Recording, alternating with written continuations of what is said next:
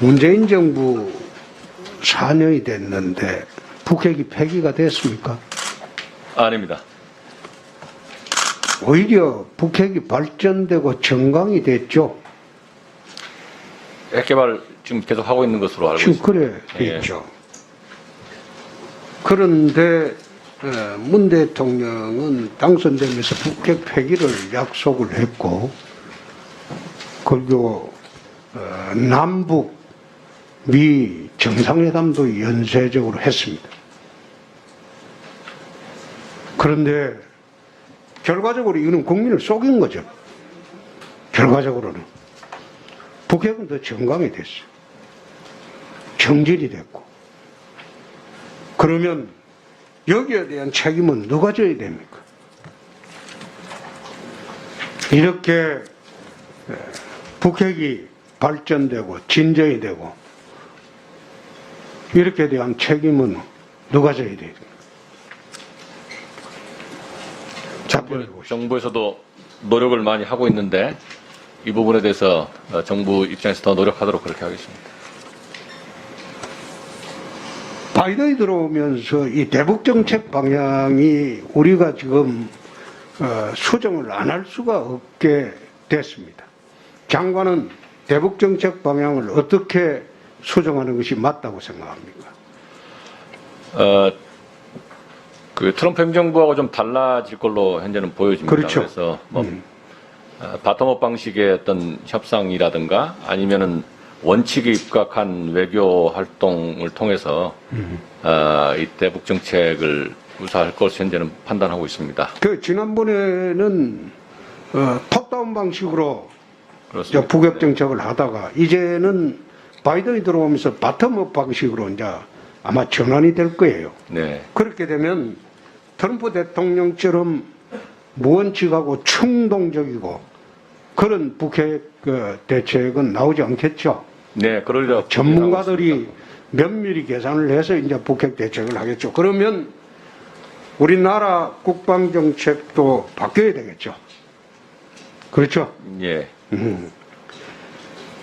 트럼프, 문재인, 김정은의 판문점 이벤트들의 주역이 그중에 가장 중요한 역할을 했던 트럼프가 퇴장을 했습니다. 북핵 정책을 바꿔주시기 바라고. 그리고 북핵 대책 예산이 어떤 게 있습니까? 금년 예산 중에 예, 북한의 그 핵 WMD 대응하는 그 예산들은 북핵 WMD 대응에 대한 그 예산들 그 항목 안에 포함시켜서 지금 뭐 제출되는 상태입니다. 재래식 무기로 북핵이 저지가 되고 그런 국방 대책이 설 수가 있겠습니까? 현재는 이제 그 한미 연합 전력 중에서 제가 담당하는 분야가 있고 또 저희 자체적인 북핵 대응에 대한 그 예산들을 반영해서 사업에 추진하고 있습니다. 우리나라는 EMP 탄이 있습니까? 현재는 EMP 탄을 가지고 있지는 않습니다. 그 개발 계획이라도 있습니까? 그 부분에 대해서는 제가 의원님 별도로 좀 보고를 드리겠습니다. 별도로? 예, 그렇습니다. 개발 계획은 예, 별도로 제가 보고를 드리겠습니다. 별도로 보고한다. 예. 그 별도로 보고한다고 해놓고 보고를 안 해주더라고. 아닙니다. 제가 보고 드리겠습니다. 보고 드린다. 네. 그래서 조 바이든이 들어왔기 때문에 최소한 핵 공격에 대해서 최소한 방지를 하려면 EMP탄이라도 최소한 있어야 한다. 그 이야기가 국방 전문가들의 많은 이야기입니다. 그리고 두 번째, 이번에 휴전선이 또 전방이 뚫렸는데 내려온 사람이 군인입니까? 민간인입니까? 현재 민간인입니다. 민간인한테도 뚫릴 만큼 전방이 그렇게 허술합니까? 군인이 아니고 예, 민간인한테도 이 전방이 뚫릴 만큼 경계가 허술했습니까? 이제 조금 자, 좀 그럼 시간을 주시면 결론을 내기 전에 예. 경계 실패입니까? 관리 실패입니까? 이제 이 부분은 저희들 이제 그 크게 보면 이제 GOP 종심이라고 합니다. 저희들 철책 이남에서 차단선을 운용해서 잡았는데 이것이 저희들 이제 과학화 경계 체계를 만들면서 그 개념 안에 그 포함되어 있는 그 구역입니다. 경계 실패도 되고 관리 실패도 된다. 소위 말하면 과학장비 관리 실패, 경계 실패도 되고. 자, 그러면 지난번에 해병 이사단장 책임 물을 때 그건 개구멍으로 넘어간 거 아니에요. 근데 이번에는 개구멍으로 들어온 게 아니고 철책을 넘어 들어왔어요. 그것도 민간인입니다. 누가 책임져야 됩니까? 지금 한기호 의원님은 현장에 후배들이 근무하니까 현장 상황을 고려해서 책임 묻지 말자 이러는데 국민들이 보기에는 이거는 어처구니 없는 일이에요. 지난번에는 소위 전문가 비슷한 사람이 개구멍으로 넘어갔기 때문에 그럼에도 불구하고 해병이사단장은 책임을 물었어요. 그러면 여기에 누가 책임져야 됩니까? 의원님, 요 경계작전 체계에 대해서 제가 시간을 주면 조금 보고를 드리겠습니다. 시간을 주는 게 아니고 예. 지금 조사하고 있잖아요. 그 조사 결과 그건 책임 문제가 나와야 되겠죠? 나는 보기에 장관이 책임이 있다. 9.19 군사 합의하면서 전방 경계를 이렇게 허술하게 만든 당사자가 장관 아닙니까? 예, 뭐 예. 제가 책임 그렇게 지- 합참본부장 있습니다. 예. 하면서 9.19 군사가 합의한 그 관계 때문에 이런 사태가 발생했다. 그렇게 봅니다. 그러니까 장관이 여기에 대해서 적절하게 대처를 해 주시기. 예. 위원님, 제가 조금 설명을 좀. 네, 답변하십시오.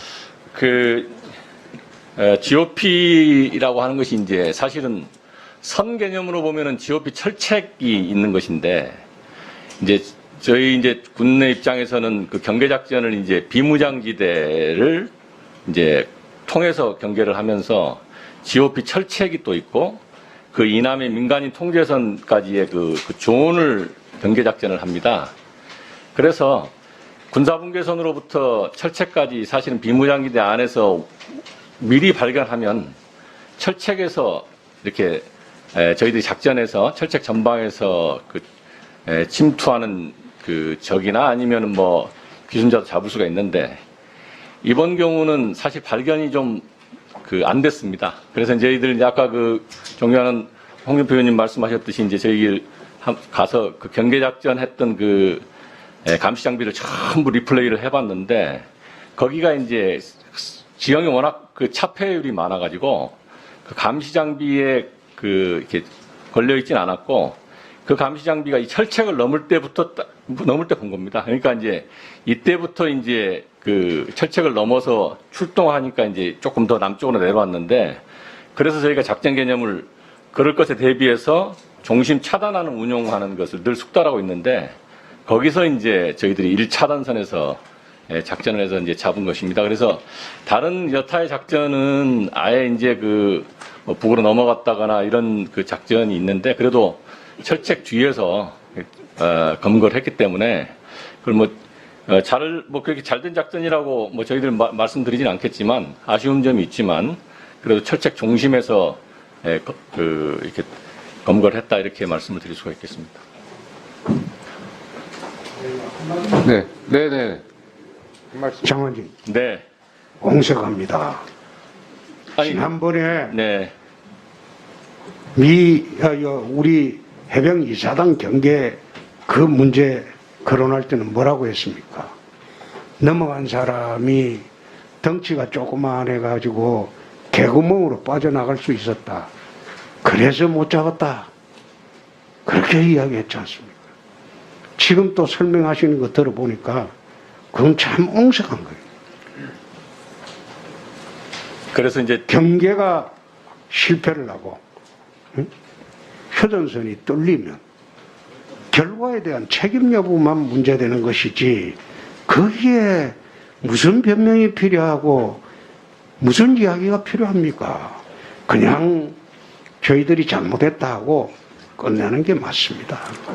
이제 더 구질구질하게 설명할 필요 없어요. 예, 저희들 전방 작전에 이제 투입되어 있는 이제 장병들을 이제 그한테 교육시키고 네. 작전 체계를 예, 저희들이 이제 정립을 시켜놓은 것은 저는 설명을 좀 드려야 되는 게 장관님. 자, 장관님, 예. 그 지난번에 월북한 것은 넘어간지 모르는 거고 이번에 철책 넘어오는 게 CCTV에서 보인 거죠? 감시가 네, 감시장에서 작동한 보인 거고 거고. 차단을 한 것으로 그래서 이렇게 그 경계 라인의 중심에서 차단한 것도 원래 경계의 일환이라는 거죠. 뭐 경계 작전에. 예, 그보다 훨씬 예. 이전에 잡았으면 좋겠지만 명확하게 그럼 경계에 실패한 겁니까? 실패하지 않은 겁니까? 저희는 그렇게 실패라고 생각하지는 예, 않습니다. 잘 예. 알겠습니다.